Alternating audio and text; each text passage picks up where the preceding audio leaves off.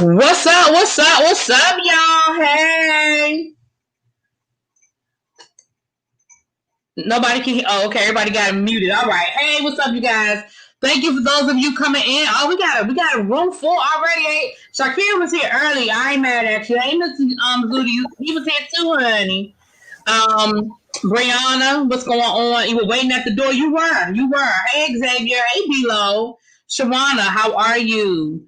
Abby said my face was mad basic, and I did it while holding the baby and working, so I thought it was too much to go live on top. You know what? Hey, little baby. Hey, Yana. New Jones. How you guys doing? So, hello, everybody. El Teddy, Abby, thank you for joining me. Thank you so much for joining me. I did invite a few other YouTubers to review Greenleaf, so I hope they can make it. If not, you know, it is what it is. But I extended the invitation to a few other people that I know review the show. And so we may be blessed with some guests as we go on. But this is a live that is all about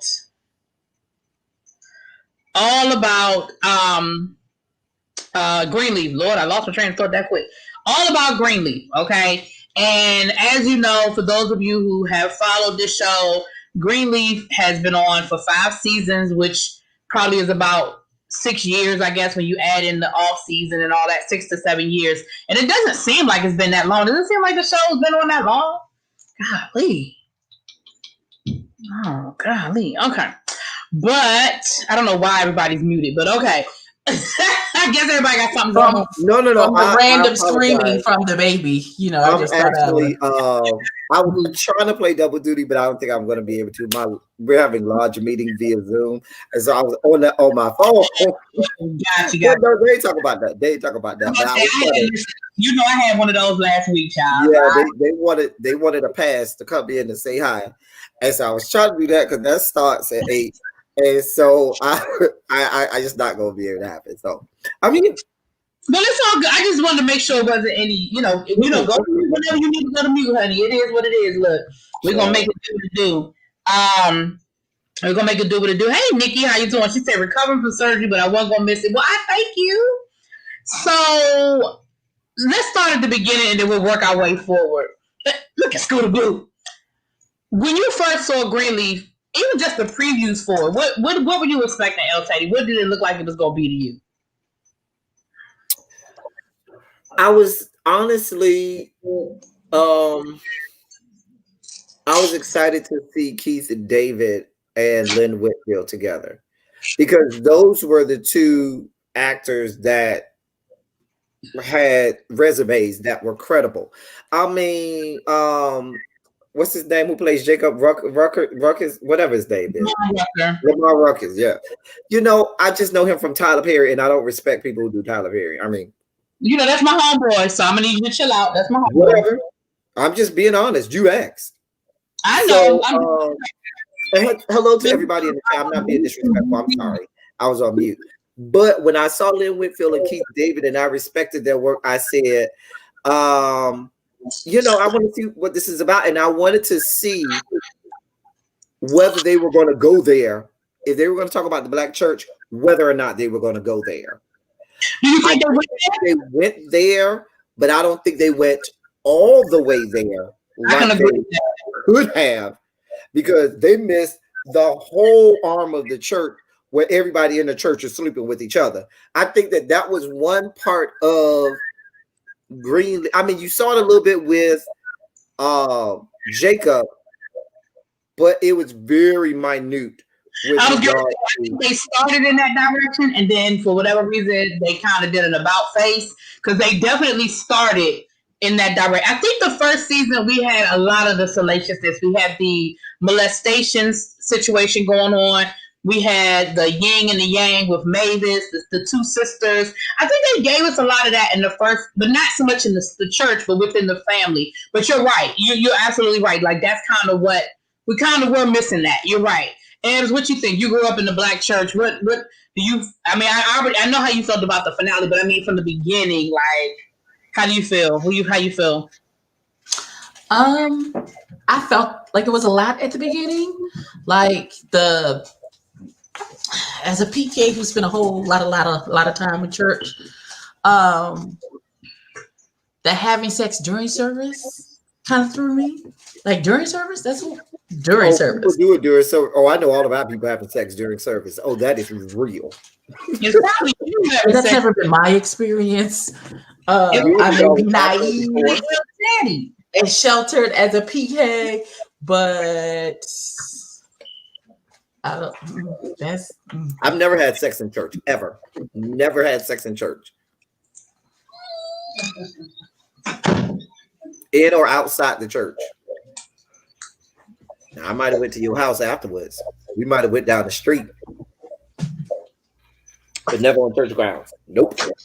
Okay. Maybe at the hotel, but we was at convention. I think me and Abby are quiet for different reasons, so we'll just leave it. Oh, okay, because y'all are, y'all do the get downs at church. That's why. That's a good point. Brianna says that she thinks that they didn't necessarily want to alienate the church people too much and turn them off.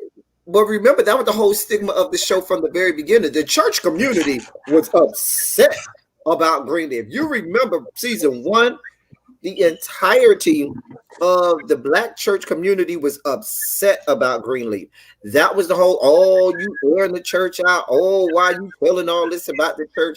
They did not like that. They really did alienate the church community. They were, I remember that vividly from season. That was one of the big things in season 1 that most people in the church was like, I don't like that show. I don't like how they talking about the church. I don't like how they making the church look and things like that. I think that they came off. I think that might have been the reason that they came off of it a little bit. They maybe that might be off the gas in subsequent seasons because of that. But that first season, I remember it was a big to do about that. Well, I don't understand why is y'all in y'all feelings over a fictionalized depiction of a. It's not like they said it was a reality show and all this shit was actually happening. Well, you know how people get. I mean, they do it all the time with shows, especially when you start getting into shows about the church. I remember that show, and I can't think of the name of it right now. But it was Initials, and it was about the people who made Desperate Housewives, and it was called but something was about white women in the South. It had initials. About the Southern. Oh God. It was, but it had Christian Chenoweth in it. Yes.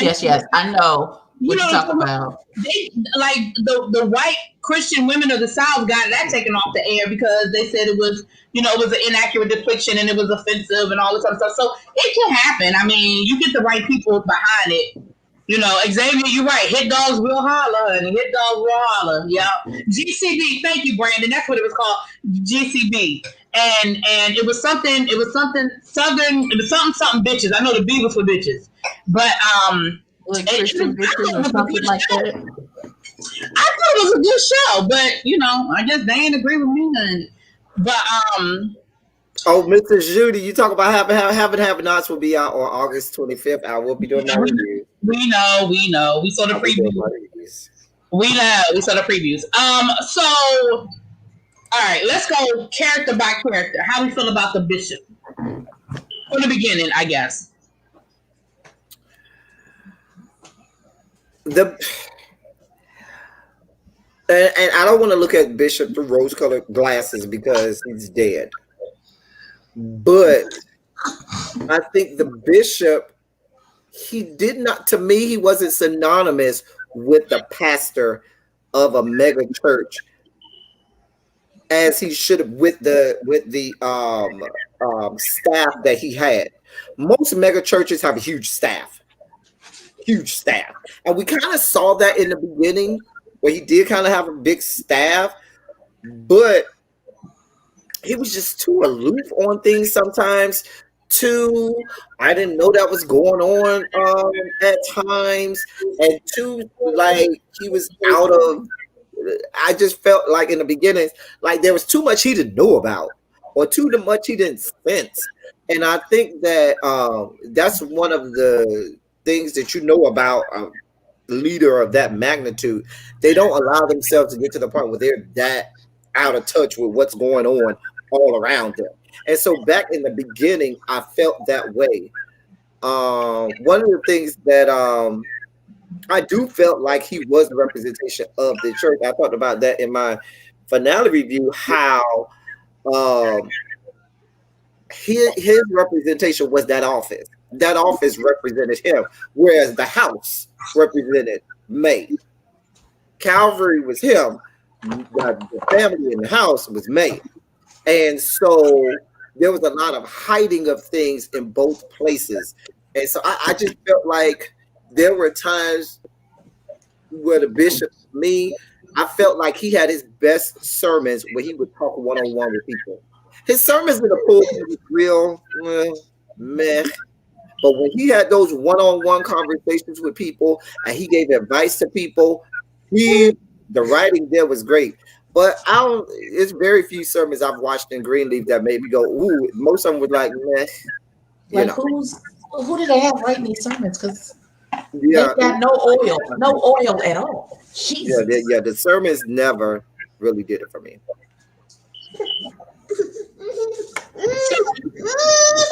All right, so Lady May, what about Lady May? Oh, thank you, Tanya. Thank you, baby. Oh, in the beginning, I couldn't stand Lady May. And to a certain degree, I still don't like Lady May right now. To a certain degree. Yeah, she hasn't won me over. I think she's better, but she ain't won me over. Yeah. Lady May, and I think I know I didn't like her. I disliked her more in the beginning. I couldn't stand Lady May. Oh, dude. Oh, no. You were supposed to like her. I think they softened her up. But remember, in the beginning, Lady May was the one that, knew about. Lady May, was the whole molestation thing, the way she treated her kids. Hell, even the way she treated the bishop. To be honest, publicly, she revered him, but privately, I mean, she gave him the blues, But I will say, Lady May played a good first lady because her character was like a whole lot of first ladies.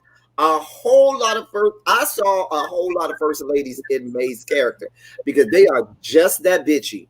They are just that, elitist about them. They're just like that, where they're like, they look down on people. They are exactly like they all are about the image. Played that part. Lil Whitfield played that part. Oh yeah, I ain't gonna lie, she did play that part. She played the hell out of that part. Yeah, she did that. How you feel, Ems, about Lady May? You growing up again? You being a PK? You've seen a lot of ladies in your life. I have, and she's very typical. Cover it. She's about the image. Cover it up and make it look cute. It's the image is the most important thing. Like it could be all falling apart, but you step out this door and everything is together. And I've always got, you know what I'm saying? Like, one thing I will say, I'm sorry, Abby, go ahead. I'm sorry. She had to mute because Scooter is. One thing I will say about Lady May is I felt that her character had the least bit of development of all of the characters. Her character, I think the arc of that character was pretty much flat the entirety of the series as opposed to other characters. And spoiler alert, if I'm not mistaken, the spinoff is supposed to center around her. Yeah, I think that's the spinoff as well. And so, because I saw an article where they were doing an interview with the creator of the show, and he said, yeah, it's going to be centered around her. And I hope there's much more development of her character because I just felt like her character had the least growth, or the arc was the most flat of all of the characters on the show. Right. Now, Simone says, I'm not the biggest Greenleaf expert, but the character development overall is trash. Now, I don't agree. I think we saw a lot of growth with these characters. I think some of the stories, I don't think they dug as deep as I wanted them to. For example, with Zora. I feel like once Zora got home, we just sort of forgot that the child ran away from home and, was in the abusive relationship. And like, I just feel like that was like, okay, it happened. She's back home. Yay. But I think overall, I think we did see some, you know what, Simone, I take back what I said. I kind of agree because now I think about, they started a lot of stuff and I feel like they just dropped it. and they never gave us a completion. So I take that back. Because I even think about Sophia with the whole situation with her. Like I felt like, no. I agree, really. They did a good job of introducing things, but their follow through wasn't good. And a lot of times I found myself, as I review multiple shows, I find myself trying to compare the writing on a Greenleaf to the writing of Queen Sugar. And it was night and day different, where Queen Sugar was so layered. And sometimes to get all of the things, you really had to dig deep. Whereas for Greenleaf, it was right there. It didn't take a whole lot of, deep thinking to get where they were going. And the development I felt like they could have done a lot more with the development. And sometimes they just got a little lazy at the end. Yeah, I think, and unfortunately, I find this in a lot of shows where you give us this great storyline in the beginning, and then it sort of just fizzles because you moved on to something else. And I find that more so in big ensemble shows. And like you said, when you compare it to a Queen Sugar, where there's so many layers, and even when you do your reviews, as a reviewer, you're speculating on so much because there is no clear beginning, middle, and end. And you're like, well, maybe this happened. Well, I think this might have happened. Well, maybe this is what happened. So you're right. But I do think, because even Xavier said, what happened with the lesbian? Exactly. Like last year, they had her kissing girls. Like what happened? They just never gave us that definitive ending with a lot of the stuff. So I agree. Simona, as I was talking, I had to hear myself talking. I agree with you. I understand what you're saying now. And that was one of my things about doing my review of the series finale. Wow, you kind of wax sentimental because it's ending. I didn't want to do a review and not really be critical, like I always am of what I saw. I didn't want to have the rose-colored glasses, but definitely in the beginning, season 1. I think it was I liked season 1, believe it or not. I'm mad they killed Mac's character off because I loved Mac for all of the villain that he was. I loved his character and the story, and how the story, centered around all of those different things that he was doing. I thought it was too easy to kill him off, because had he stayed alive and continued to be that villain and antagonist to the Greenleaf, I thought he played a much better antagonist because he was on the inside and knew all of the skeletons. I thought that could have played much better in subsequent seasons than killing him off. I agree with you. I feel like if they had done a slower unveiling of all that he had been in, like the molestation thing was major, and even if they had unwound that over two seasons and let that slowly, because I think, like you said, when he died, so many secrets, even at the very end with that house, we still don't know. We don't know who called skanks down to the church. We don't know what Mac's involvement was. Hell, we don't even know who their daddy was. Like, there was still so, and I don't know if that's something we're going to explore with the spinoff, but there's still so much that Mac took with him that I think, I agree with you 100%. Had they stretched that out, they didn't have to keep it to the end, but if they had stretched it out, maybe 2 more seasons, and then had the dramatic thing. Because he had all the secrets. He had all the secrets. Yeah, he had it all. So, okay, let me read a couple of comments and then we'll get back, because some people have come in and I want to acknowledge people. Tanya, thank you for coming through. So Jeff, Diamond Onyx, Simone, Loving My Peace, Below, One True Tarot. She said, I don't even watch Greenleaf. I'm here to support. Thank you so much for your support, Rochelle. If there's anybody else that I missed, charge it to my head and not my heart. Brandon, you guys are coming in, and I just want to make sure that we speaking to everybody, and y'all are lit up in this chat. Keep it going in the chat. I'm feeding off of it. Exactly, Loving My Peace. Can you imagine Mac and Basie together if they had linked up? Can you imagine? Like, it's just so much more that they could have done with that. But basically, so let's, okay, I know we haven't finished talking about the characters, but let's talk about Basie for a second as a villain. Were you satisfied with that storyline? Do you think it was too much, not enough? I don't think it was enough. I think I'll say this. What I noticed about the writers, they never wanted the villain to go too far. They would take the villain to a certain place and then say, okay, we're gonna kill them off or find a way to just ceremoniously do away with them, not knowing that by exploring the antagonist, you highlight the protagonist more, and you need that antagonist in order to balance off the protagonist. And so I just felt like you started off with Mac being the villain, and they killed him off, and then it was Basie, and Basie was the antagonist, and then they killed him off, and then it became Rochelle. And then now they had to they got rid of Rochelle, and they were lazy with how they wrote that off.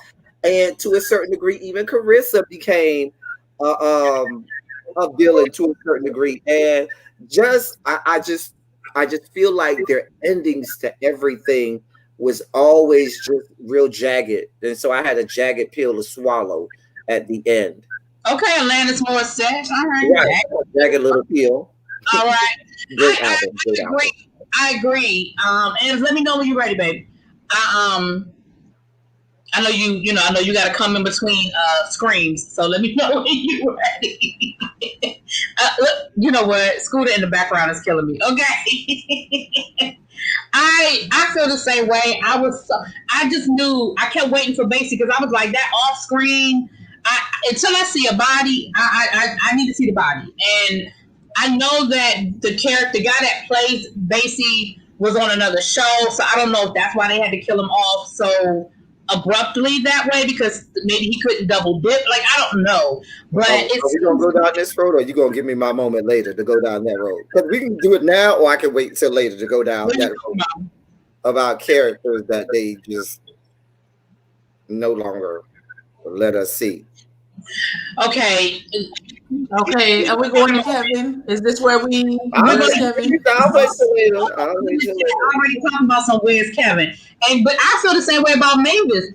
Like, I get it that maybe you used Oprah's name as star power. She was an executive producer. But even that storyline, like, you're going to give us this whole scene where we find out that her and the bishop had this whole affair, and then she just disappeared and don't never come back. And I was just like, really? That's the bishop killed her.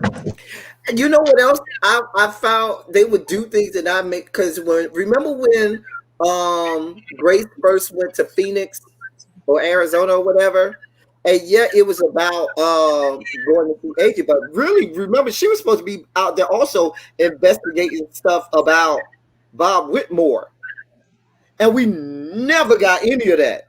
And they never did anything with that. And I was like, oh, okay. Yeah, it was just nothing with that. It was just, I think the only storyline that we fully got a beginning, middle, and an end to was Lady May's affair, and because Tim Reed came through and we met him and we got that whole story and we heard her side of the story, and the bishop, and that's the baby, and he died, and he like, I feel like that was they gave us a complete story, other than the fact that the Aaron came in and took Kevin, and you still have not found him. But other than that.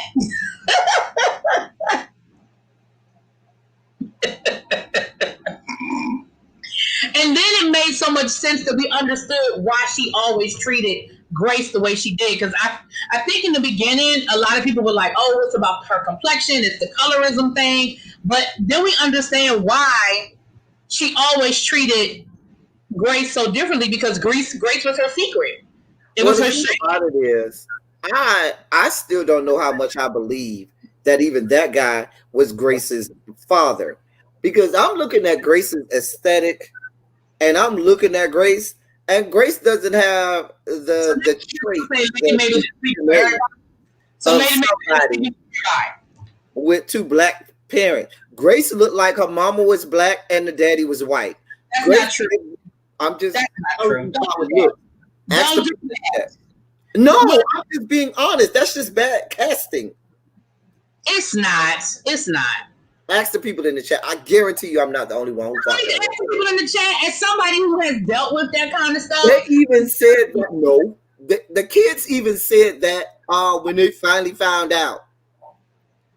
Right. Oh, you mean like as far as growing up?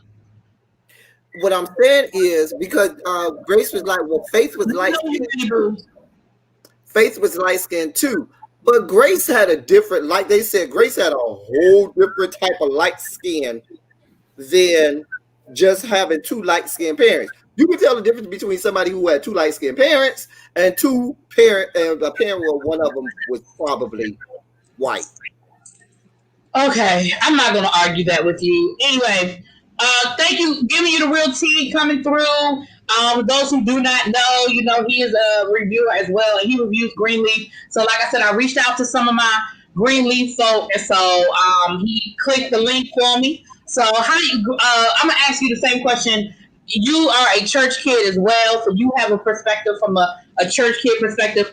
Going back to the beginning of Greenleaf and seeing the previews or watching the first episode or two, what was your first impression? How did you feel about the show in the beginning versus, as we went through, but in the very beginning, how did it hit you in the beginning? In the very beginning, it hit a little close to home because it hit a lot of nails on the head as far as church people, church doctrines, church ways. I think the thing is, I think it was a little too real because I remember a lot of people were kind of like, and they're depicting the church in the wrong way, and they doing this and they doing that, and to me, it was like, nah, because that's what really happens. Not at all church, but majority of them, that's how it is. That's how a lot of PKs are raised and stuff like that. But I enjoyed it. I enjoyed it, and I'm actually sad that it's gone. I'm so sad that it's gone. And I wish they would have gave us like 6, 7, 8 seasons. Yeah, but what y'all think the spinoff gonna be about? Well, it's supposed to be Lady May, but I'm not here for. I'm just not excited about that because my thing is, if it's gonna be the same people at the same church doing the same, I just don't. It's supposed to be about Lady May, now leading the church, and it's supposed to be about her. I guess I envision it being her realizing that the job of being pastor, was much harder, and her having a lot more respect for Bishop and what it took to be the pastor. But there's one part that I think they got wrong in later seasons. The administration of a church of that size is really big. You talking about you got a pastor for everything. You don't just have one associate pastor or one. You got a youth pastor, a pastor of the women's ministry, a pastor. You got like a team of pastors, and they had the kind of administration that seemed like it was a small church as opposed to being this huge church of that size, because it's no way to run a church of that size with a small administration like that. And I'm still going to say this, and people are going to say I'm saying this because of who I am, but I really think that they didn't want to delve down the homosexuality lane as much, because that they would always hit on it and then let it go. They would always hit on it and then they would let it go, because I think they were afraid of what the black church would say again, kind of like they did in the first season. But you can't talk about the black church without talking about sexuality in the black, if you really want to go down the road. So, okay, well, a couple of things before I'm gonna go there. Hold on, but I just want to acknowledge a couple of things. One, I do think this season was abbreviated because of COVID. So I do think some things were rushed that maybe they would have fleshed out had they had a longer season. It does seem like that final scene at the end, it does seem like it was a little social distance, like somewhat. Like you saw how people were spread out at some parts and then other parts they weren't. But so I do agree with that. That maybe that might be why we didn't get some of what we wanted from this final finale type situation. They did say that Phil is supposed to come back in the spinoff, so Phil will be back. So you know that me and him and Charity gonna end up together, child. Anyway, now as far as the homosexuality piece, and y'all speak from y'all's perspective, but they addressed it with the whole Kevin piece. They addressed it with the choir director piece. You don't think it was addressed? What I'm saying is, it was always we're gonna touch and go. Yeah, that's all they would do. They did that with the storylines, and I think that and you're very right about that. I think one of the reasons they got rid of Kevin's character was so fast is because they did start to get a lot of pushback about that. Which is sad because the reality is that's just the case. That's just the case. And that's what I loved about Greenleaf, because I felt like they was really, because I was concerned. I was like, well, a lot of this stuff that they showing, I already know them black churches going to be on their asses like white on rice. But I was here for it, though. Yeah. I was. Yeah, and I agree, Xavier. I agree with you. In the beginning, they did show this huge church with all these different moving parts. Jacob was an assistant pastor. Grace was an assistant pastor. Kevin was an assistant. He was over whatever he was over the ministry. Mm-hmm. So they show all this hustle bustle. Mac was there. Like whenever they went to church. And then around season 3? Yeah. Somewhere around about season 3, you didn't see none of that no more. Nope. Yeah, but that was part of Cherry's argument was, it ain't like y'all don't have a place for me to, like, it's not like you don't have a position. Like, you can make me an assistant pastor. Like, hello. So, yeah, I've never, but having been around a big church, I definitely understand that part of what you guys are saying. Yeah. I wanted them to explore Connie again, because a church of that size, to have a female head of the deacon board, even though she was crooked, but I still wanted a female head of the deacon board is almost unheard of, especially a church that size. So I wanted to see more of. Wait a minute, Connie, who you know and what you know to get to that point, because even for small churches, they'll be like, a female head of the deacon board. That's true, CJ Johnson.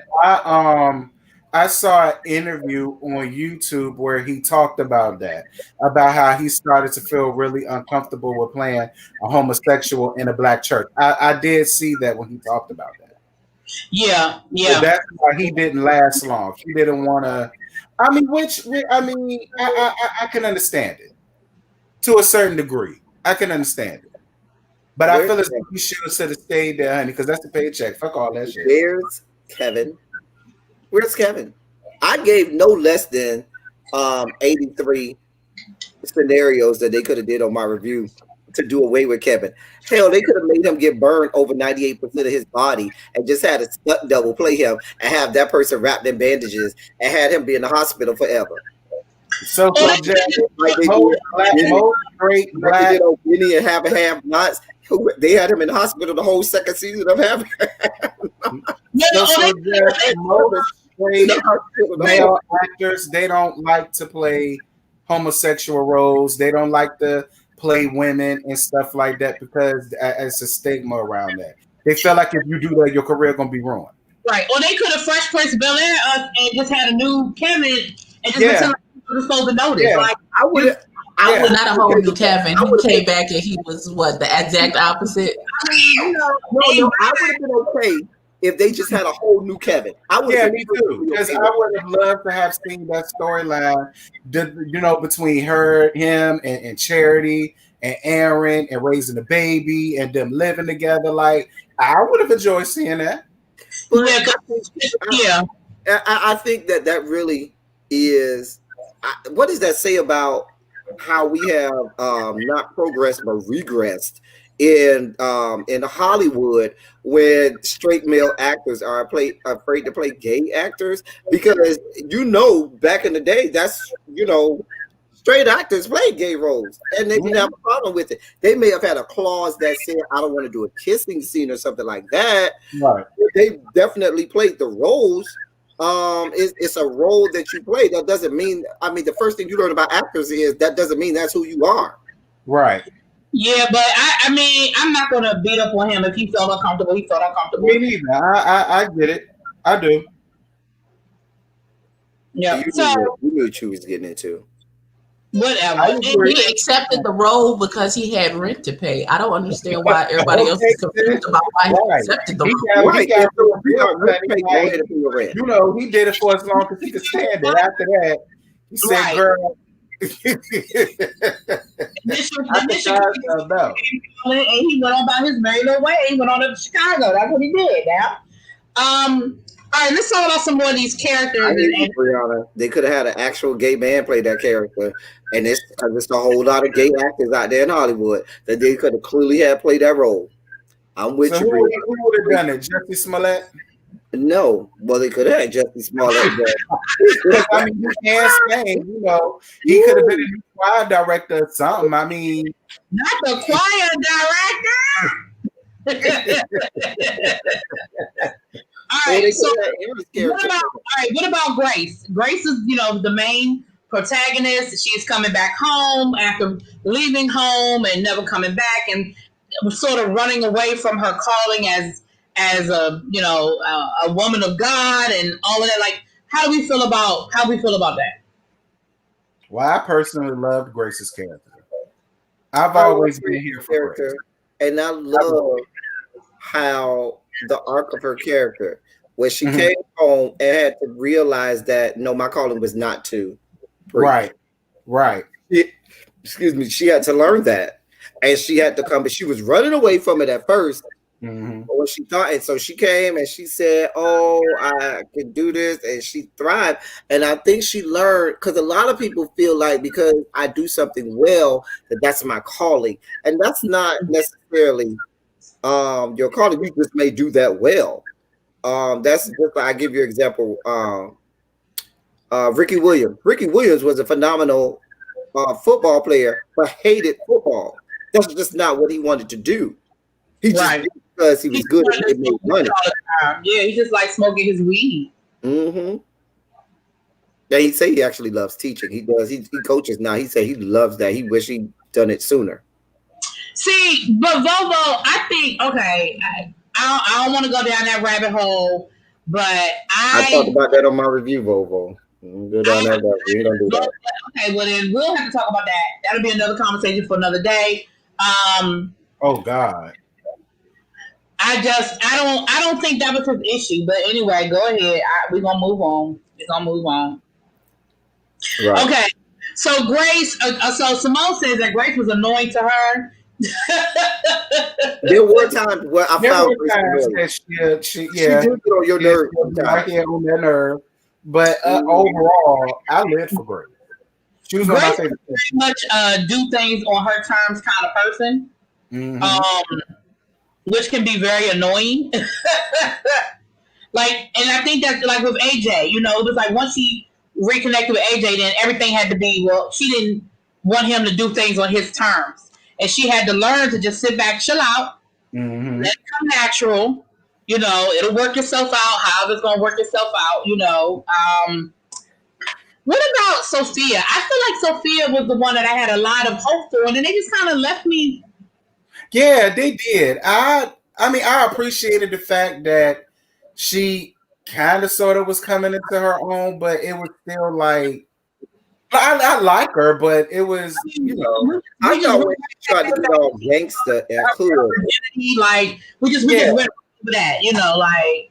I thought when she tried to be all gangster and hood this last season and this season, it was real pretentious. Like, it was like, girl, what are you doing? That's not you.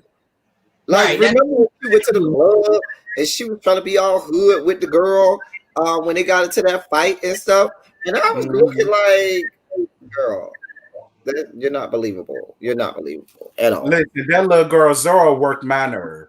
All right. And I always said that. Zora annoyed me from the first episode. No character annoyed me more than Charity. Charity had squatters' rights on my last nerve. She had squatters' rights on my last good nerve. of the show. I never liked Charity. There was never a moment where I liked Charity. Yeah, I never liked Charity either from the very first season. Like the way she came off at Grace and shit. Grace better than me because I'd have dove on that bitch. Well, Charity, I'm definitely not a fan. Definitely not a fan. But Charity, she just came off as the whiny baby. It wasn't Faith the youngest. I would have expected that for Faith quicker than Charity. No, I think Charity was the young. I think Faith was older. Yeah, I think Charity is the baby. I think Charity is the baby. I think Faith was older. That explains it. That explains it then. Because she always tried to fight to make people see her or notice her or respect her, but she always went about it all in the wrong ways. Okay. Can we talk about the fact that why are these grown behind people still staying in their parents' house? I don't care how many rooms your parents got. And then if you're married to them and you let your husband still have y'all staying in his house, you don't believe that. But this is what I don't understand. How did Jacob and how did they not have any money? You're not paying no rent. She's the principal of a fucking private charter school or whatever. He was making a salary as a pastor. Even when he lost his job, he had been working up until that point. How y'all didn't have no money? I'm trying to make it make sense. Because remember, they had to borrow money from their parents in order to get that one house that they had. Right. They had to sell off the land in order to put down a down payment on another house. But that's why I lived for AJ in this last season when he was in Zora, because he gave her some real advice. What the hell you want to come back here for? You want to come back in here with all of these miserable, overgrown people living in this house? You're like, girl, this ain't normal. Yeah, this is no. I know you lying. No, go ahead and go to college and get your own. That's why he ain't want to be there, and I didn't blame him. I wouldn't want to live there either. It's too much chaos for me up in here. I can't live there and endure May. Okay, that's what I'm not gonna do is live in that house and endure May, because I'm telling you one thing: if I grew up under May, baby, just as sure as I graduated high school, I would have done like Grace. Baby, I'm out of here, and y'all see me for a while. That Grace was the only one that left. I'm like, because May was they become a drug addict, so we did have that, you know. But see, that's probably why she ain't want to be there, but she probably felt like she had to. I felt like once they met somebody and got married, they should have been moved out. I don't care how big the house is. Exactly. Get out of there. Yeah, I never bought that land, but again, it just seems to me like that. I don't understand how that took it. I just don't understand it. But I know they did spend that money. Use the money. From Triumph. They used that money to get that plot. But even with that money to get that, I still feel like that shouldn't have drowned out their savings because they don't pay rent. Right, that's what I'm saying. Like, he was a assistant pastor of a mega church. He should have been bringing in a decent figure. She should have been making over six figures. They should have been damn near making a $200,000, over $200,000 combined, living in Memphis, Tennessee, rent free. But wait a minute. They still on this season. We're talking about how broke Jacob apparently was, but they just sold land to Harmony and Hope. Right, and they never bought that house that they remember. They didn't get the house. From the sale of that land. Hello. Make it make sense, child. Make it make sense. Child. Right. So that's what I'm saying. And some stuff just didn't add up. I never understood the Clarissa Jacob, we don't have any money thing. And you know. Now maybe Jacob was spending all this money on his hoes because apparently he had a lot of them. Okay, to let Lady May tell it and let Clarissa tell it, he had a lot of them. It won't just the white girl. He must have had a hot piece of dick because everybody was letting him bust them down. And Jacob is not all that cute to me. That's one of my problems with the show. They did a poor job on the male casting on this show. It wasn't enough eye candy for me. I'm just saying. You can say what you want, really be, but good eye candy makes for good television. We're watching them. I mean, yeah, but you saying it like Jacob Uglesias or something. Like he's not, but overall, I think Aaron was nice looking. Yeah. I mean, they had Rick Fox. Shit, as long as they had Rick nice looking. Rick Fox was cute back in his NBA days. Now, all right. Right. Listen, You know, Phil was all right. I just don't like his nose. But Phil I ain't like Phil. Phil wasn't that all that for me. You know, I mean, what you got to see. Right. They could have had Tyler Perry do the good casting, honey. You know, Tyler Perry. Yo, listen. Listen, Tyler Perry would have got them right on They up. wouldn't have been able to act. That's the only thing. Right, Tyler Perry. Now, listen, y'all know I don't give Tyler Perry credit for a lot, but that, I give him credit for that one. They wouldn't know how to act, though. That's the All only we thing. need Tyler Perry to do Know how is to act. acting. We can get you some acting classes, okay? Because that's how, because they be fine as hell, but can't act their way out of a paper bag, girl. At all. But okay, so one of the things that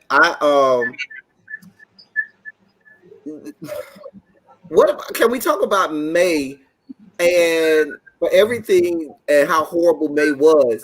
May lost a lot of people. May almost every season of May lost somebody. She lost her daughter. She lost her brother. She lost the daddy that used to molest her. She lost her daddy. Her side piece. And then she lost. May was losing a lot of people. I miss Mavis. I really wish her and Mavis would have came to some type of common ground because Mavis used to let her have it. I used to love it when they used to go back and forth because Mavis I thought it was going to come back during the final. I knew she was going to come. Maybe that's why they're going to do the spinoff because they realize that they just left so much stuff on the table. Yeah. But I was waiting for Mavis too. I don't understand why we never saw Mavis. Yeah. Like, Mavis used to let her have it and tell on her too. Right. You was looking for Mavis. I was looking for. I mean, you was looking for Kevin. I was looking for Mavis. Them scenes, Mavis. Well, honey, the two of them got to sparring. Yeah. Baby. I remember. I never forget it when she said, "I can't count how many times I used to kick your husband out of this bed." Mm-hmm. Come through. Ow. Come through. Girl. I was like, oh. And you could tell because you know when you have shows like this, it is a factor. As much as people say they don't want to make it a factor, but you could tell there was that colorism factor between May and Mavis. You could tell that immediately in that whole with their interactions, and there was some jealousy between both of them. How Mavis had to make it on her own. And she was very successful businesswoman on her own. But May had to marry the bishop. And remember, May wanted to go they never explored that either. Of the May wanted to go and be a pastor. Remember, she was supposed to go to Howard, I think. Mm-hmm. She was supposed to go off to Howard when the season where they had Patti LaBelle on there and stuff like that. Mm-hmm. Wasn't Mavis with the bishop first? It seemed like when they got into an argument, she alluded to that the only reason why he chose her because she was pretty. I remember her saying that. I don't know. I had to go back to those seasons because I don't know. Is it still an echo, Yeah, Mr. Zudi? Is it still an echo? Is it an echo? You guys put a 1 in the chat if y'all still having an echo.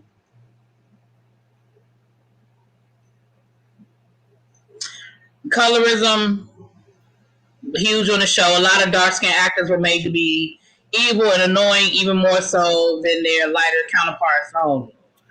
Interesting. You know what? It really be you always be like, no, it ain't never colorism.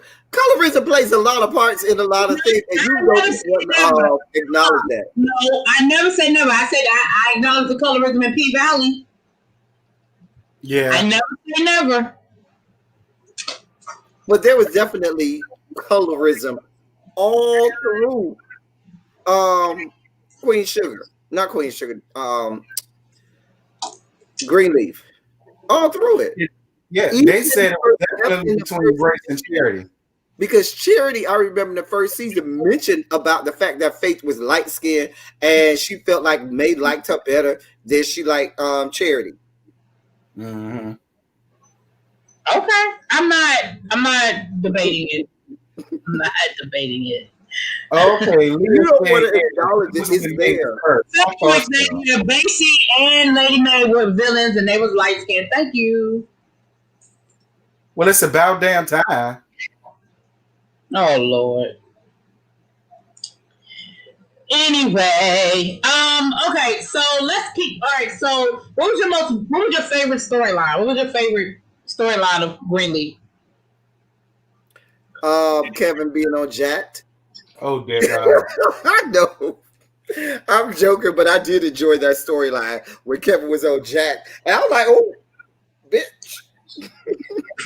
Or was it Grinder? It was either Jacked or Grinder, but I know. I wouldn't know. It was Grinder. Just saying. Chuckle. I remember I was like, oh. My favorite storyline. That's a good question. I loved the storyline. One of the ones that gave me the most joy, I don't know if it was my favorite, was that one from last season where Carissa thought she was going to go to that good safe and get that information. And she went up them good stairs and opened it and was gagged. Lady Mae had already peeped her game, honey. They had to got that bitch together. Baby Carissa was so upset. Carissa was so mad. And you know you hate Carissa. But that baby, didn't they? And I think they remember they didn't never give us what Carissa about to cheat on Jacob with that dude from the school at that in like season 1 or 2 or something like that. Remember it was a dude that was like Carissa was flirting with. It was a dark-skinned dude that Carissa used to be real flirty with at the school. And I thought she was gonna cheat on Jacob with that dude or whatever. I don't remember that. Oh, and the first season, the teacher at the school, they alluded to there being something wrong with them, but they never really dug deep. They kind of let that go after season 1.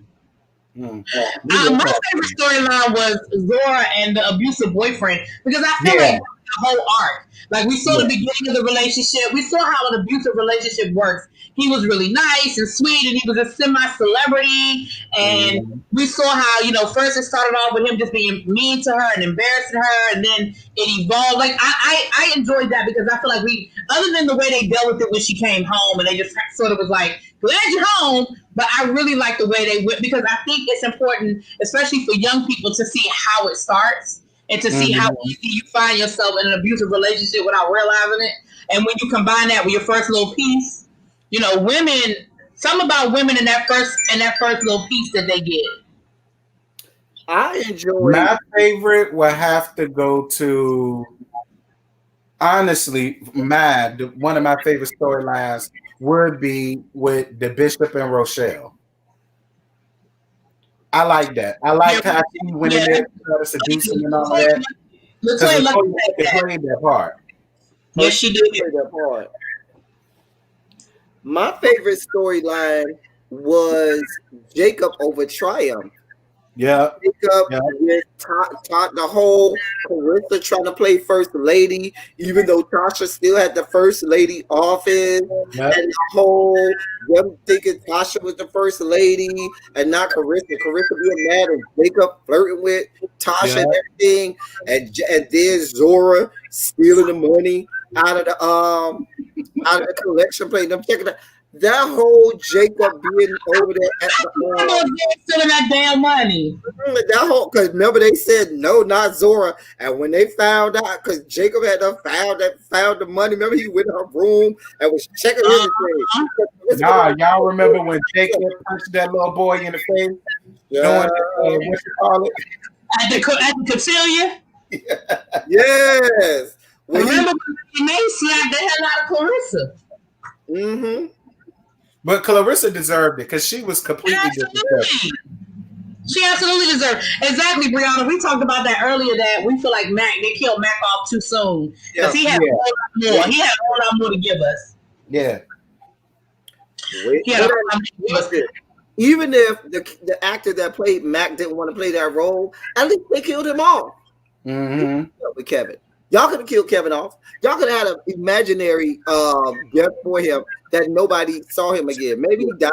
Listen, you already know the church folk think we going to hell in a handbasket. That role was not going to last long anyhow. Okay, I but never kill him off. had high hopes Don't that Judy that role was going to Winslow last. Kill him off. Don't Judy Winslow him. Oh, shit. Because they could have had Aaron all mad and distraught and having to do a funeral and stuff like that and have him go through a whole breakdown and stuff. That could have been a whole storyline. Just saying.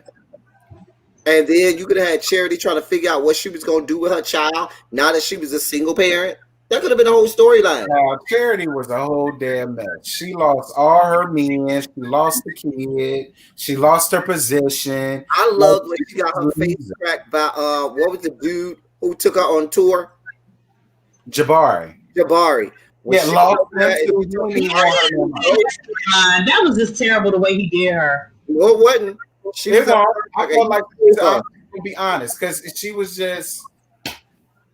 I mean, I ain't gonna say she deserved it, but she handled all of that wrong. She handled the whole thing wrong. Yeah. I mean, but he was all on her, and then he just dropped her like a hot. I was like, damn. Because it was about the contract. You couldn't fulfill your contract. And the thing about it was she didn't want to leave the baby with Kevin. If you remember, that's the whole thing. She didn't want to leave the baby with Kevin because she thought Kevin was going to give the baby out. I thought, she thought Kevin was going to make baby gay or something like that. And so you broke your contract. You're fired. Thank you for coming. It would have been a long distance relationship. He's surrounded by women anyhow. He was going to do what he wanted to do anyhow. No, that ain't Marisol's baby. That's Zora's baby. That's who baby that is. That's Zora baby. That ain't Marisol baby. Because Zora always keeping that baby. Cherry don't have no child. Give me a second, y'all. I'll be right back. Go ahead. Do what you do best, El Teddy. Just take over for a few minutes.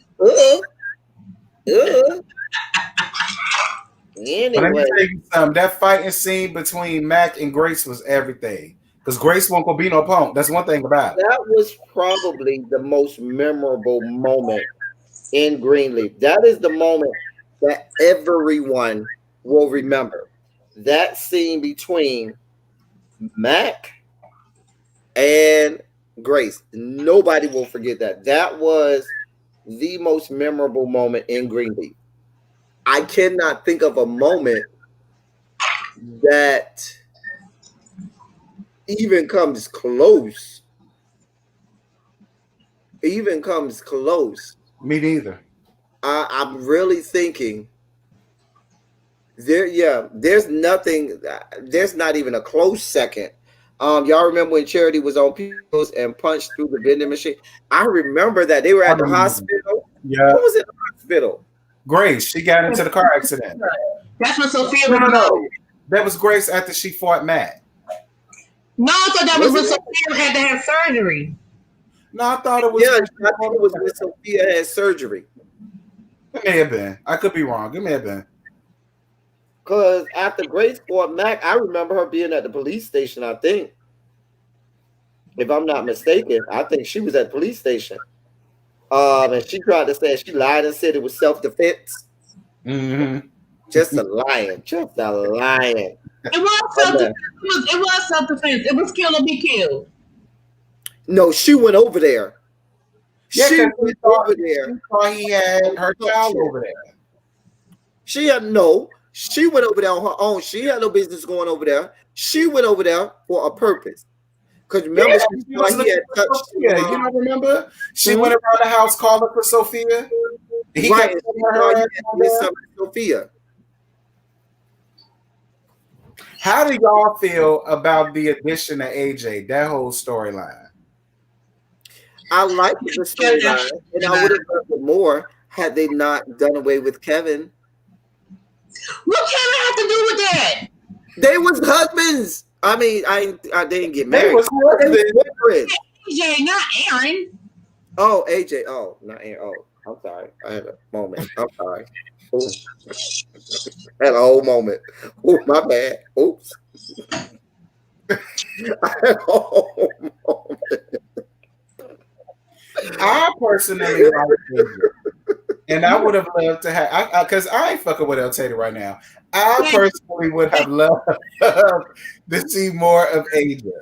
I like AJ. The more we saw of AJ, the more I liked his character. Could live without that whole storyline personally, but whatever.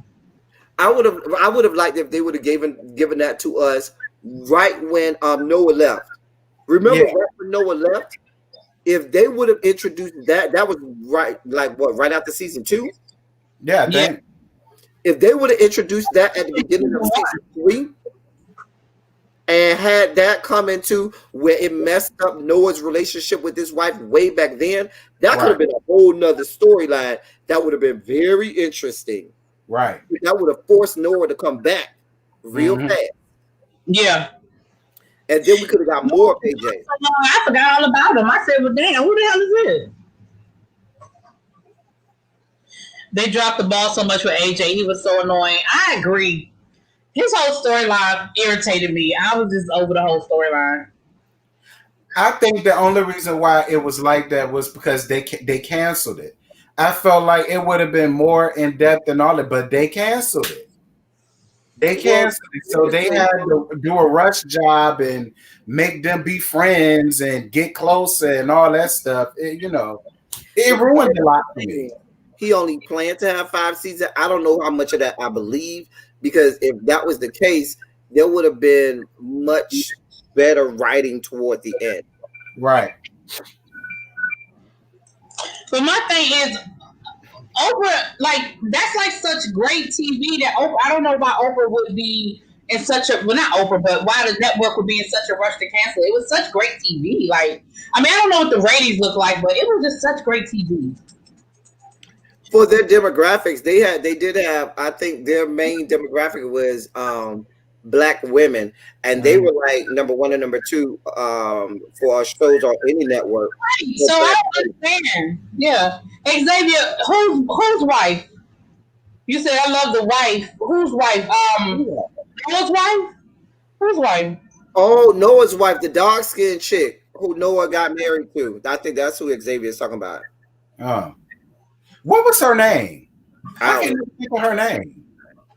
I don't remember her. So I remember she was. I remember her being a dark-skinned chick. Yeah, me too. I couldn't pick her out of the lineup. I don't remember her. Because Tyler making new shows. Well, I did see a new show that they do got coming out. I can't think of the name of it. Tyler has that contract with BET now. Do you think he's going to be putting new shows on the own network? No, the only thing Tyler's gonna keep on, from what I understand, is have and have nots. That's all Tyler's gonna keep on. Yeah, all the rest of his shows are on BET now. He's got that contract with BET. Because Sisters and The Oval, that's on BET, and then he's got Brothers and what's that other show, Renegades, or on BET Plus. Ruthless, yeah. So I don't know about that. And The House of Pain is back out. That's gonna be on BET too. Mm-hmm. Yeah. But yeah, the only show that Owen is keeping, and Oprah personally likes have and have nots, is have and have nots. Even though Oprah doesn't have, I don't think she even has majority shares of OWN anymore. I don't think so. I think I just found out a couple of weeks ago that she's not a majority share owner anymore. That's crazy. Which I didn't even know. I didn't know she was a majority shareholder anymore. I didn't know that. That was her name, Isabel. Okay. Yeah. Yeah, but let me say this about the finale. Let me say this about May. I know I watched a lot of reviews. I watched yours, ReallyB. I watched like Jay Lee and even Ashley. Y'all was seeing it for May preaching. I was like, girl, I guess. Well, Eddie wasn't never saw May as a preacher. Never. Eddie wasn't impressed. James, I invited James, but he's out doing James stuff, child. But he wasn't impressed with the finale. Eddie wasn't impressed.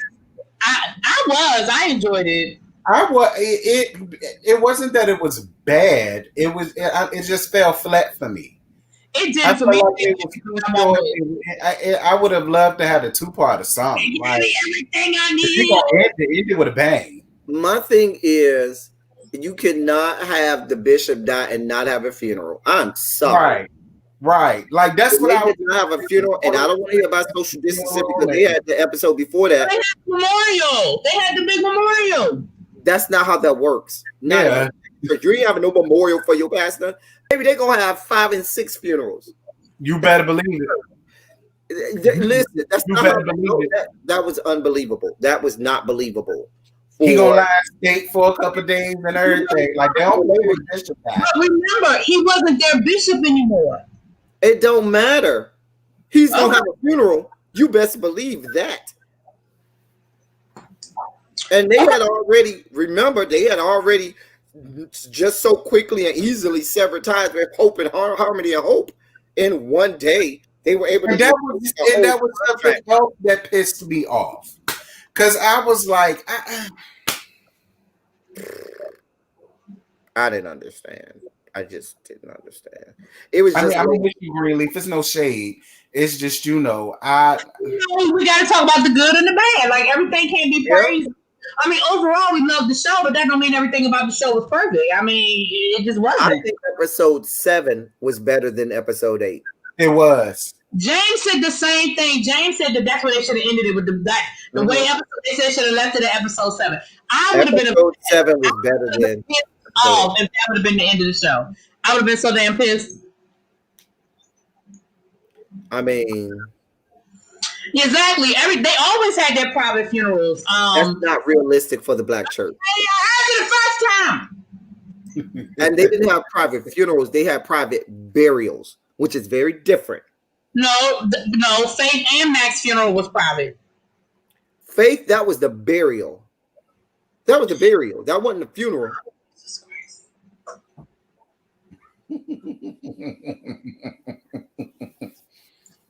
That was a burial. Listen, I was kind of. I'm not gonna lie. I was kind of here for me preaching a little bit. I just lived for her fashions. I will say that. I lived for May's like one I lived. Look, I was on at the cotillion on the second season. I lived. Whoever wrote her dialogue, May's dialogue. May used to have some one-liners. I'd be like, May will read you that. That's why I lived for her in Mavis, because Mavis read her ass down too. I wanted more of that. Lord, I love to see them together.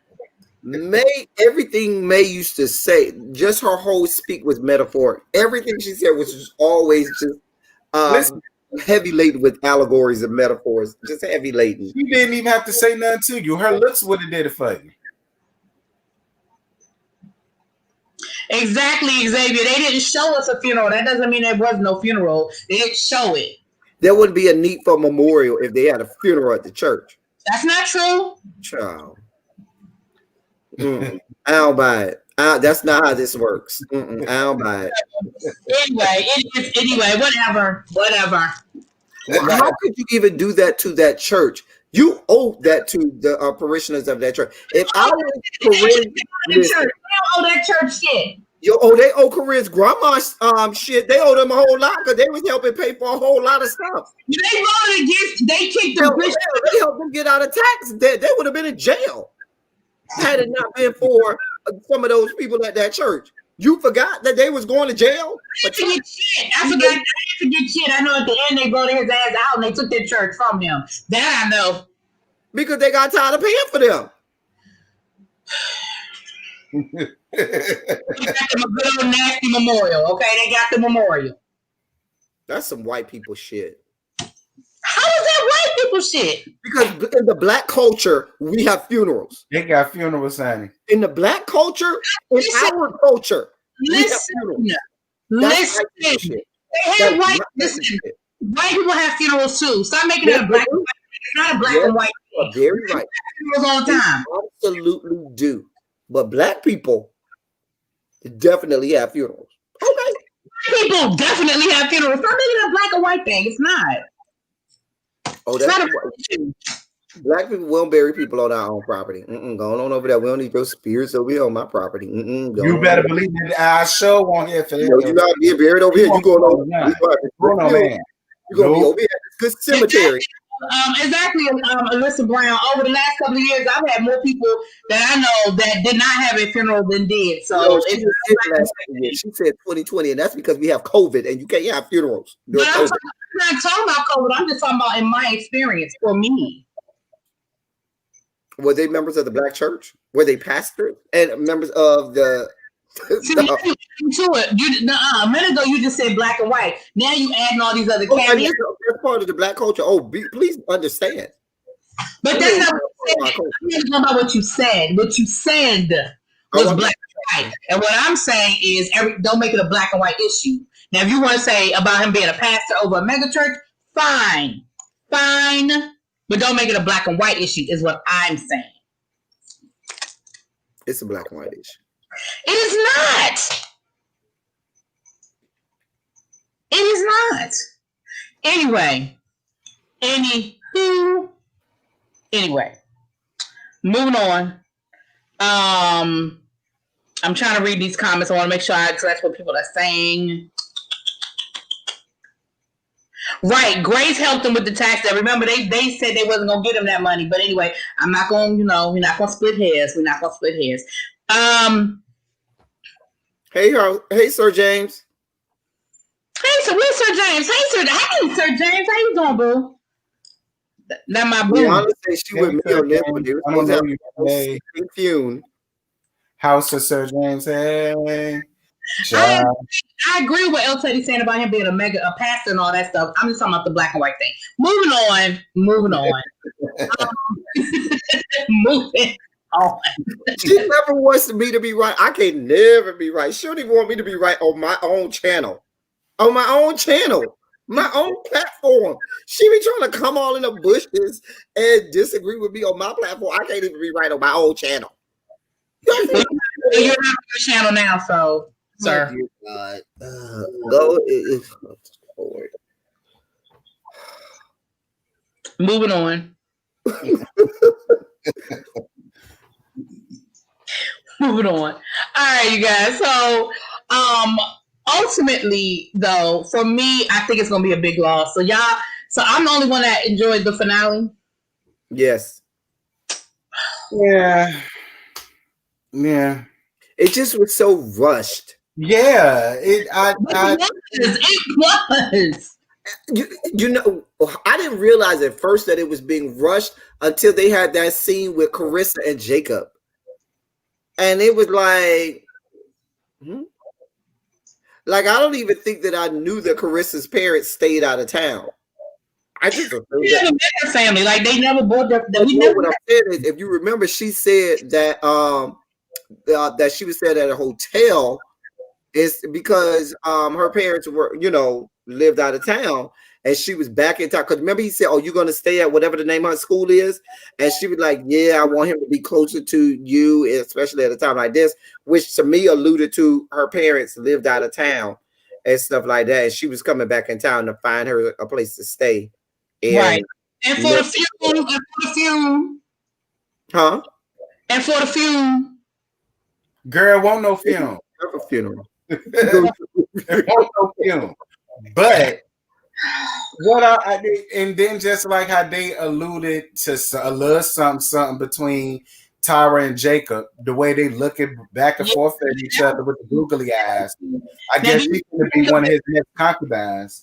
But do you think Jacob has evolved enough to be ready for that type of a relationship? I don't think so. I don't think Jacob will ever evolve enough. Like she's like the kind of like wait till we get married kind of chick. Like is Jacob ready for that? I don't think so. No, well, at least not right now. What's going to happen with Sophia? Yeah, or Zora. Well, Zora's going to New York. We already know that. Yeah, but Sophia was supposed to go with her. We don't know if Sophia's to pay for all her bills because the bitch ain't got no money. That's Zora convinced her to go. Yeah, Zora was trying to convince her, but Sophia was supposed to go to Hampton. Mm-hmm. And we don't know what's gonna happen with that. Well, we don't know who's going to be a part of the sequel. I mean, the spinoff. Like, we don't know what that's going to look like. I don't know if the young lady that's playing Sophia is going to stay in Memphis or is she going to leave for school. We don't know because, like you said, and I at the beginning I didn't realize that it was as rushed as it was until we got to those last couple of episodes. And unfortunately, a lot of the shows sort of ran into that this year where, we were just really rushed at the end because, like, we saw it happen with Empire. We didn't get, I know a lot of people stopped watching Empire, but I did stop watching Empire because they had to shut down filming, so it happened to a lot of shows, unfortunately. Maybe 2 more episodes would have been good. Yeah, that's what I'm saying. Or at least like a part 2, a 2-nighter finale or something. Or a 2-hour finale. A 2-hour finale would have been good. I would have rather having to wait, honestly, than like with Queen Sugar. I would rather wait. Yep. I hated it. Like with our show, David Makes Man, we know we're going to be waiting on that because I think they just started back production. And I'm glad to wait. Because I want them to get it right. Right, and they just announced that Queen Sugar, their season won't be until 2021 to get it this summer. So, I would rather wait, But it is what it is. It is what it is. Yeah, she just disappeared in the middle of the season. Yeah, what's up? What happened with that? I kind of like Tasha Skanks. I don't know what happened. I like Tasha Skanks too. She's the whole skank. I didn't like Skank. Why you ain't like Tasha? Jacob. I'm for the Skanks, Eddie. Why you ain't like Tasha? Babe, she loved me though. I liked her because she was ghetto-fied. That's what I loved about her. She ain't bad. You still have me dying. And then she the first lady too. Well, I just lived for the idea. CeCe Winans was not on Greenleaf. She was. CeCe Winans' niece, Deborah Joy, who was named after her aunt Debbie, but her niece Deborah Joy is on. Deborah Joy Winans is on Greenleaf.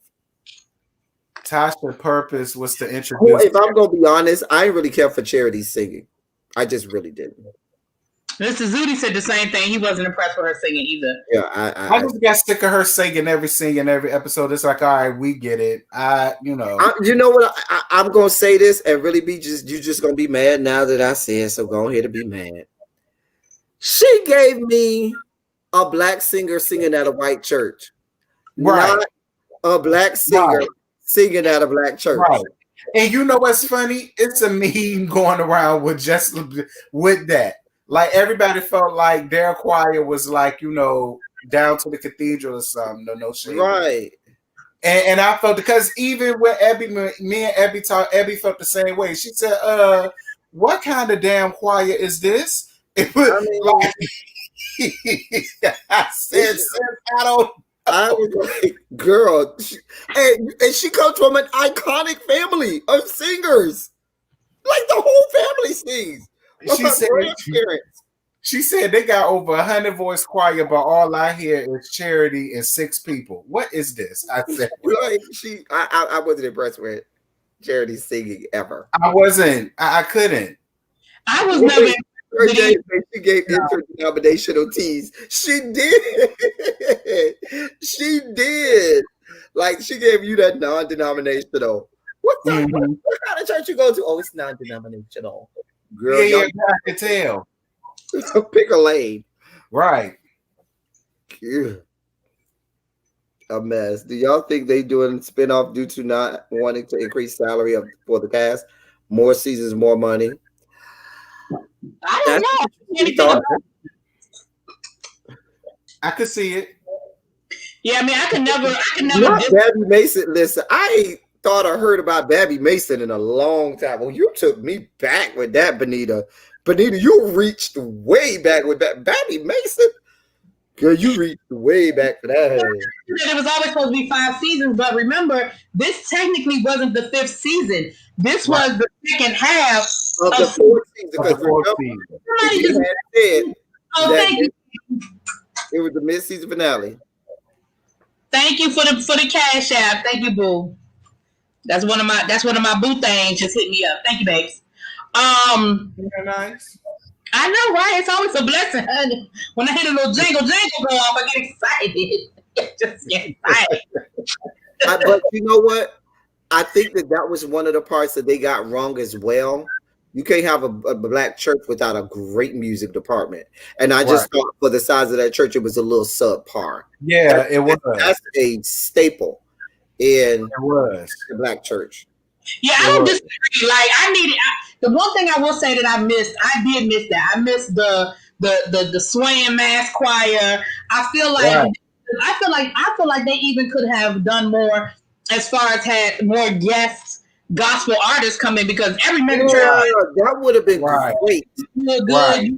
You can always get you a good, Fred Hammond, or as well connected as walk in and see, Deborah Joy Winans is very well connected with her family. They could have got any gospel artist that they wanted to come on that show. So I don't know. Yeah, but that's what I'm saying. Like, I feel like, and even without her, like, just the stuff of Oprah, you think Oprah can't pick up the phone and get anybody she wants to come on that show? Like, it's not that I don't think they could have done it. I just don't know why they didn't. I really feel like they could have done more with the music side of it. I just feel like they didn't give me. I agree. Now that I do agree with that. Yeah. I didn't get nothing from the music. Now, Sir James says that Greenleaf and Queen Sugar are the most expensive shows on OWN. Well, of course, because what the hell else is on OWN? Yeah, because they get rid of every damn thing. And they're going to be not up there long. At this point, I don't even know. They're going to be on the talk show. Yeah, you got 20 episodes of Dr. Phil coming on during the day, and 2020 investigative reports. What the hell else is going on? I thought, in the same vein as what you were talking about, I thought they could have had more real actual pastors of mega churches. Like, you could have had an Ivy Hilliard come through, a TD Jakes come. Because remember, they had, like, during season 2 or 3, where they used to have a lot of guest pastors that was coming in and speak before they got with Harmony and Hope. They could have even did that. They could have given a nod to the black church. And just did a whole lot. They could have had a Ricky Diller come through, or Small Wood come through. I noticed that too, Benita, and I actually said something about that in my reviews. I noticed it more this season than I did it in past seasons, but I agree. Especially Charity. Like in that last scene, that finale, did y'all see how short Charity dress was? That's how they dress in church nowadays. In the 21st century, child, that's how they dress nowadays. Girl, did y'all see how Sophia's black dress was down to that damn burial site? It was all shit and short and all that shit. These girls nowadays go from the club to church to that 7 o'clock service. Same outfit. They kicking ass on Saturdays and they putting on their robe on Sundays. That's how I be. I know because I was one of them. Don't judge me. That Going Up Yonder was good. It was. I loved it. With Tremaine Hall, because I love me some Tremaine Hall. Dear God, I love Tremaine. Young Rich, one has nothing to do with the other. I know you love and you stand for Melody, but just because that's 2 different production companies. Melody don't have nothing to do with Melody's salary going up. I know you love her and all, but come on now. Young Rich, she go up for Melody, honey. Who's Melody? But one has nothing to do with the other. It's 2 totally different production companies. Melody from Love and Marriage, child. Yeah. You ain't missing none. Yeah, you ain't missing a damn thing, child. You ain't missing a damn thing. Ayala fix my life. Okay. Right off the shoulder and above the knee, do Jesus. Y'all ain't fixing nobody life. Child. Y'all ain't fixing nobody life. Leandria Johnson still sucking on the damn bottle. I was surprised to see her say it down to the Vision Center on what you call it. You clubbing Saturday night, 3 Sunday. Well, if you 7-day Adventist, I bet you ain't clubbing Friday night. You know them 7-day Adventists shut it down Friday night. They don't play around. If you got your 7-day Adventist doing anything on a Friday night, I bet you ain't doing it on Friday night, Xavier. Right. You talking about Saturday night. Well, we down to the last 5 minutes. Any final thoughts on Greenleaf, the sequel, anything we didn't talk about that you want to bring up? I enjoyed it. I'm sad to see it go. I enjoyed it. I like I said on my review, I toggle between a 7.5 and an 8. for me. Now that I'm looking at it more through a critical eye, I probably would lean more toward the 7.5. Now that I'm a little bit of ways away from the finale itself, so I probably would go toward the 7.5, which is still great for a show in my judging. So damn mean. I give it a good 8.5. I give about that much. I don't know if I about ratings because when I look at, like, remember how they used to have guest people from the music industry come on what's the show with Jussie Smollett again? Empire. I don't think it took away from the main cast. It actually was like, oh, okay, I see so and so on there. A lot of people said that, and I ain't agree. Yeah, because I think back on New York Undercover, and I mean that was like a big thing on New York Undercover. You always wanted to see. I mean, I'm teaching myself now, but you always wanted to see who the guest was going to be at the end of the show. You know what I mean? And you're right about that, because I was in elementary school when that ad and went off. I'm just saying. Yep, really be you old, because you know you was good in teaching. That goes for you too, bitch. That goes for you too, girl. Don't do that. I was not teaching. Was I? Exactly. At least I was in middle school and high school. Right. I know I was in college, watching it in college, but I don't know when it got canceled. But I remember watching it. When it started, I think I was in middle school when it started. I think I was. Because didn't it start early 90s? No, it didn't start late 80s. No, it was early 90s. So I think I was in middle school when it started. Mm-hmm. That was my jam. Oh, Benita says she gives it a 6 across the board. Oh, wow. 6 across the board. I know, for me, I said this in my review. Hey, so Jeff say, what's New York Undercover? Oh, you gotta know what that is. Malik Yoba. What's the Hispanic guy name? That must be young girl. If you don't know New York Undercovers. Yeah, New York Undercover was quality television. Yeah. You know they're talking about a reboot. They're supposed to be rebooting it. I heard that, but they've been saying that for a few years now.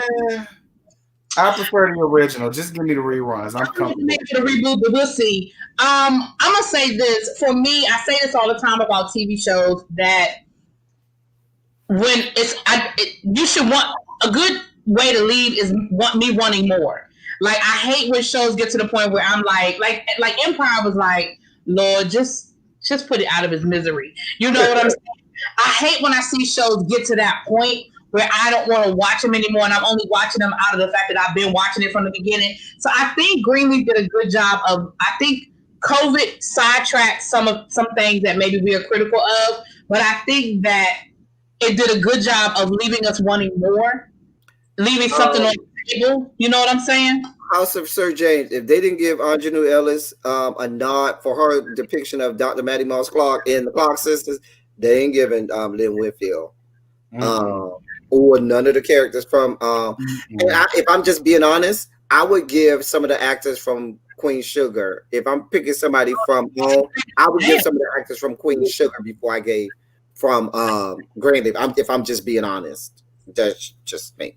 They canceled the reboot. Damn. Okay, I mean, I would give something to Lynn Whitfield, because Lynn Whitfield did play a pretentious ass first lady. Because that is how they act down to that. Lynn Whitfield was good. I mean, I'm not gonna lie. LaToya Luckett played the hell out that part. I'm sorry, LaToya Luckett did that. Oh yeah, I love Rochelle Paul. Everybody in the chat, on a scale of 1 to 10, what would you guys rate Greenleaf? I see House of Sir James already gave us an 8. Where would you guys rate it? Give us a 1 to 10. Benita said 6. Right. Benita said 6 across the board. Okay. So Jeff said he's 31. So how you don't know? What was you doing back in the day that you don't remember? I mean, that was on major network television. Right. What was you doing back in the day, child? You could watch that even if you ain't have cable. Okay. Xavier said an 8.5. Okay. I got a 9. Brandon, Alisa, 7. Mrs. Zudi is 7. So Jeff an 8. Rochelle. Every character I've seen Lynn Whitfield play is some variation or some side of the character she played in Thin Line in Love and Hate. I don't agree with that. True. I don't agree with that. True. I've never seen her way out of that element, out of that wheelhouse. So I'll agree with that. Right. I only watched 2 episodes season 1. I'm hollering. Ain't nobody fooling with Young Rich. Because they had a good start but fell flat. I can see that. We agree with you on that one. Yeah. All right. So it looks like, I mean, without me doing the actual math, it looks like the average we got about a 7.5 average. That's not too bad for a TV show. I think that's pretty decent. An all black ensemble, a drama. I think they did a good job. I'm like I said, I'm gonna be sad to see it go, but I'm definitely okay with leaving something on the table. I'm not sure how I feel about the spinoff, but y'all know me. I'll watch the first episode. I'll see how I feel about it. If it keep my attention, I'll review it. I review it. Right, and that's a strong if. Well, right now we don't even know what's gonna happen because with COVID. I mean, I'm sure I don't even know if they started any type of production or anything on it. So. But on a good note, Queen Sugar coming out in 2021. I'm so ready for it. I know. I don't have a release date for David Makes a Man. Y'all know as soon as I know, I'll let y'all know on my Instagram or something like that. I don't have a release because I know some people have asked me. I don't have. We're going to check out. I don't know if I'm going to review it, you guys, but I'm definitely going to check out that show that's coming out Sunday on HBO with Journey Smollett. Journey Smollett. What's it called? Oh shit! I forgot what it's called. Do not make me remember. Oh, what was it? It looks like it's gonna be good though. I'm also going to review Power Book 2. I'm going to try to keep saying that. I'm definitely. I don't know how I feel about it, but I'm going to review it. I did Power, so I'm going to do Power Book 2. So, so that's what we have coming up, you guys. We have a couple more episodes of P-Valley to finish up, so we got that. So we have a little bit of TV. It's going to be limited because of the COVID. So definitely pay attention. El Teddy and myself. T started, but he just fell off. Lovecraft Country, that's what it's called. Lovecraft Country. With the retro reviews, we're going to have to step up our wire. We kind of got a little lost. I put my episode 3 out today. It did come out today. Well, go ahead and do episode 4 this weekend since you're going to have a busy week, so me and Abby can catch up with you. Yeah. I'm episode 4 I have my notes. I just haven't done the video because I don't want to get ahead of you guys. You know what I'm saying? My plan is to maybe do it tomorrow morning. Okay. All right. That's my plan. Right. So I want to thank you for I had a super chat. My back, all of a sudden my back itches out. I got a super chat early on, and I want to thank you for the super chat. And I also have gotten 2 cash apps, and I want to thank you guys for that. It is not required, but it is appreciated. I thank you all. El Teddy, thank you for coming through. T, as always, thank you for being here. Y'all know Abby. For those of you who follow Abby on her channel, y'all know Abby got a lot going on, so she's on grandma duty, so she had to go and do grandma stuff. But I want to thank her for being here in the beginning. The Wire, Crispies, we're doing The Wire. We're doing retro reviews. We did all of season 1 already, and then we're on season 2 now.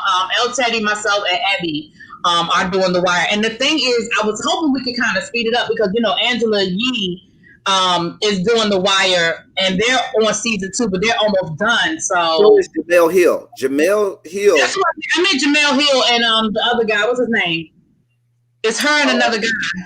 Yeah, Jamel Hill, and I forgot the guy's name. And Jamel Hill and Carrie Champion are starting a new show on Vice TV called Stick to Sport. I think that's the name of it, Stick to Sports or something. But it's Carrie Champion and Jamel Hill, and I'm really excited about it because it's on Vice TV, and Vice will let you do whatever. I like Vice TV. And so I like them together. I hope they're as good as Desus and Mero was on Vice. Desus and Mero, is still great television. Yeah. I don't know. Anyway, it's somehow Van Latham. Thank you, Xavier. Thank you so much, Xavier. Van Latham. They're doing The Wire, and at one point we were only like a couple of episodes behind them, but now we're like so I was hoping to kind of speed up so we could sort of kind of be. I can get back in the groove, especially after doing episode 3. I can get back in the groove because I loved the end of episode 3. I was here for that whole end. Yeah, I know. 3. All right, we'll do episode 4 this weekend, and then we'll pick. I know next week is gonna be hard for you, but we'll pick it up. We'll figure it out. Like I told you, mornings are better for me next week, but we'll talk. All right.